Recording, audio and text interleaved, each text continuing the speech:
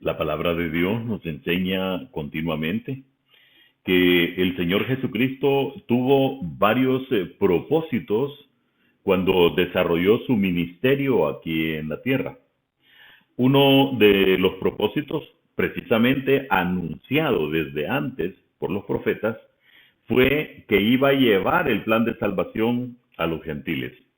Y en el desarrollo del ministerio, en lo que el Señor va caminando aquí en la tierra, va desarrollando su propio ministerio, va enseñando entonces que también éste abarcará a los gentiles. El libro de Mateo, en el capítulo 15, en el verso 28, nos enseña lo siguiente. Entonces, respondiendo Jesús dijo, oh mujer, grande es tu fe, hágase contigo como quieres. Y su hija fue sanada desde aquella hora. Vamos a orar.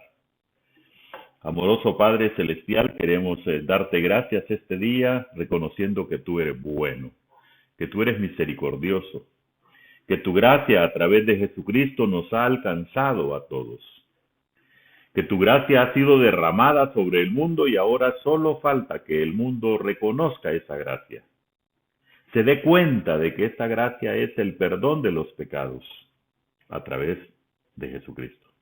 Gracias Dios por lo que has hecho. Gracias por nuestra salvación. Gracias por los cuidados que tienes de cada uno de nosotros.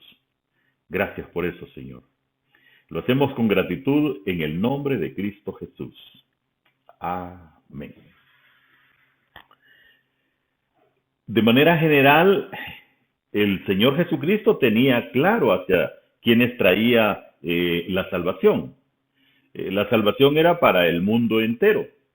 Pero en aquel momento específico de la historia, se reconocía al pueblo de Israel como el pueblo depositario del amor de Dios, como el pueblo que él había escogido para salvación.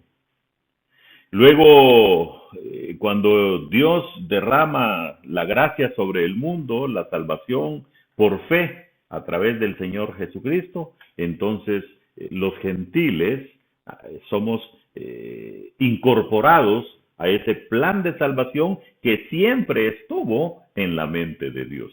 Cuando digo que siempre estuvo en la mente de Dios es porque aún cuando encontramos algunos párrafos bíblicos del Antiguo Testamento, vemos que para el futuro se aprecia una esperanza de salvación para los gentiles.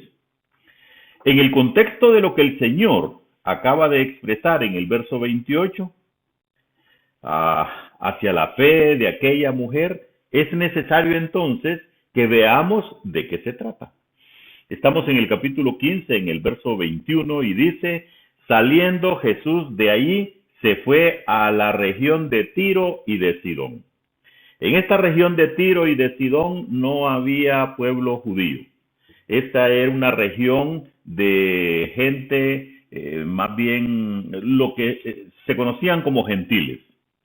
Y he aquí una mujer cananea. Ya aquí establece el origen y la raza de esta persona. Es de la región de Canaán y es conocida como una mujer cananea, que había salido de aquella región, clamaba diciéndole, ojo a lo que ella dice, Señor, hijo de David, ten misericordia de mí, mi hija es gravemente atormentada por un demonio. Pero Jesús no le respondió palabra. Entonces, acercándose sus discípulos, le rogaron diciendo, despídela, pues da voces tras nosotros. Él, respondiendo, dijo, no soy enviado, sino a las ovejas perdidas de la casa de Israel. Entonces ella vino y se postró ante él, diciendo, Señor, socórreme. Respondiendo él dijo, no está bien tomar el pan de los hijos y echarlo a los perrillos. Y ella dijo, sí, Señor, pero aún los perrillos comen de las migajas que caen de la mesa de sus amos. Entonces respondiendo Jesús dijo, oh mujer, grande es tu fe, hágase contigo como quieres, y su hija fue sanada desde aquella hora. Es significativo entonces que Jesús ahora, de estar con su pueblo, se retira a territorio gentil.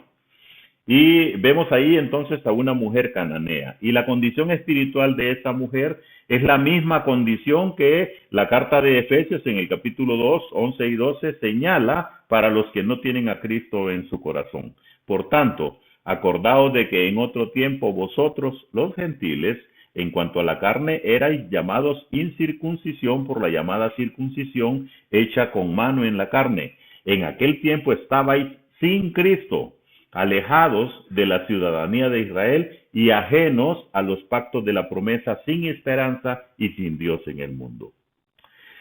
Quiero recordar aquí dos casos de sanidad que fueron precisamente entre gentiles, y hay dos características ahí interesantes. Número uno, que es entre gentiles, no entre el pueblo de Dios, y que fueron precisamente ambos a distancia.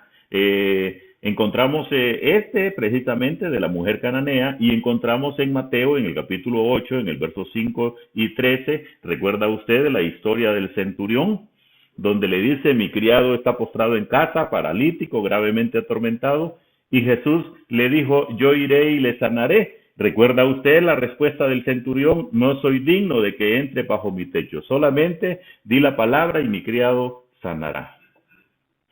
Y el Señor Jesús le dice: de cierto os digo que ni aún en Israel he hallado tanta fe. ¿Y sabe qué ocurrió? Ve, como creíste, te sea hecho. Y el criado fue sanado en aquella misma hora. Entonces, vemos aquí dos ejemplos muy parecidos. ¿Sabe qué ocurría con los gentiles? Estaban alejados espiritualmente hablando del reino de Dios. Que Cristo iría a los gentiles no era un secreto. Mateo 12, en el 17-21, nos recuerda lo que dice el profeta Isaías. He aquí mi siervo, a quien he escogido, mi amado, en quien se agrada mi alma. Pondré mi espíritu sobre él, y a los gentiles anunciará juicio. No contenderá, ni voceará, ni nadie oirá en las calles su voz. La caña cascada no quebrará, y el pábilo que humea no apagará, hasta que saque a victoria el juicio, y en su nombre esperarán los gentiles. Por lo tanto, por eso digo que aún en el Antiguo Testamento se marcaba la salvación para los gentiles a través de Cristo. Volviendo al tema de la mujer cananea, hay cuatro maneras diferentes, o cuatro situaciones diferentes en la misma oración. En primer lugar, él se quedó en silencio. En segundo lugar, ¿sabe qué hizo? Rehusó. En el tercer lugar, parece más bien que le reprende, pero al final, en el cuarto lugar, recompensó su fe. No respondió de inmediato, ¿sabe por qué? Porque le llamó hijo de David. Hijo de David era una forma de reconocerlo de parte del pueblo judío, no de los gentiles. Entonces, al decirle así, el Señor Jesucristo entendió como que ella quería ubicarse en el lugar del pueblo de Dios, y los gentiles no se salvan por convertirse primero en judíos. Recuerde usted que esa es una de las primeras enseñanzas. No es judaizando a la gente que se llega a la salvación, sino más bien llevando la salvación a ellos precisamente. Cuando le llamó Señor, él contestó a su ruego. Por supuesto, la dilación que tuvo el Señor Jesús probó la fe de la mujer. Ella sabía que los gentiles se salvan mediante la nación judía. Juan 4:22. Vosotros adoráis lo que no sabéis, nosotros adoramos lo que sabemos, porque la salvación viene de los judíos.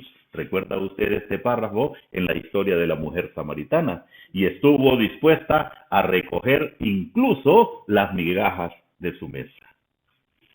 ¿Qué acusación la que hay en toda esta historia en contra de los judíos? Que las dos personas a las que Cristo elogió por su gran fe fueron precisamente gentiles. Aquí se cumple lo que el Señor estableció, que la salvación iba a llegar a los gentiles por parte de Dios en la figura del Señor Jesucristo. ¿Cuál es la enseñanza para nosotros hoy? La enseñanza para nosotros es que debemos de buscar a Cristo, porque Él está allí para salvación nuestra, para perdón de nuestros pecados, y que la fe cubre un aspecto tan esencial, tan importante. La fe es ese aspecto necesario en la vida de cada uno de nosotros para entender los secretos escondidos, para entender la figura del Señor Jesucristo, para entender los propósitos de Dios, aún en medio de circunstancias difíciles como las que vivimos en la actualidad. Mi deseo es que el Señor siga bendiciendo su vida a través de su palabra. Vamos a orar. Gracias Dios por este momento, por esta enseñanza. Gracias por tu palabra. Lo hacemos, Señor, con mucha gratitud en el nombre de Cristo Jesús. Amén. Dios les bendiga, mis muy, pero muy queridos hermanos.